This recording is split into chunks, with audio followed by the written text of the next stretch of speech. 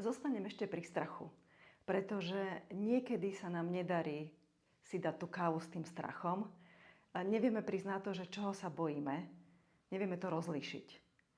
Pozrime sa na to ako na niečo, čo nám zostalo sedieť v tele a možno najskôr to potrebujeme uvoľniť, aby nám to prišlo do toho rácia a mohli sme s tým pracovať. Takže ja vám ponúkam jeden taký experiment, kde vám vysvetlím princípy a ak máte ten strach v sebe a neviete si s ním poradiť, možno vám to pomôže. Takže prvý krok je uvedomiť si, že mám strach.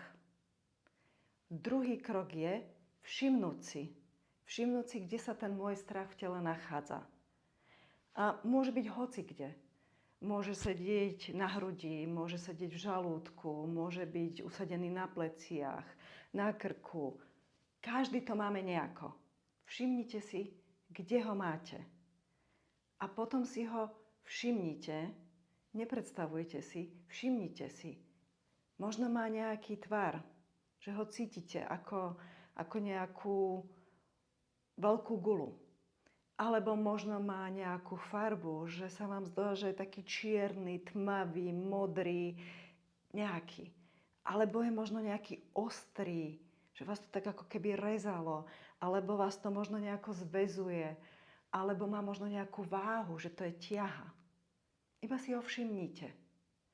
A potom dobrá správa je, že to je váš strach. A vy nad ním máte moc. A vaše telo vás povedie, čo s tým ďalej. A dám príklad. Ak to má nejakú váhu a poviete si, čo s tým môžem urobiť, tak možno o kúsok môžete tú váhu zmenšiť. Alebo ak je to ostré, možno to môžete o kúsok zbrúsiť. Alebo možno nejaký uzlík rozviazať, ak je to zviazané. Alebo vám vaše telo povie rukami, že chytíte a vyberiete. Alebo vyberiete iba kúsok.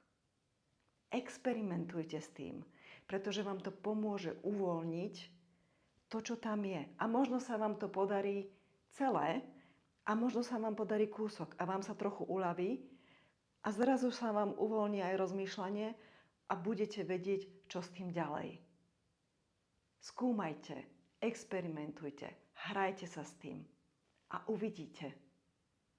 Teším sa na vás do budúceho videa.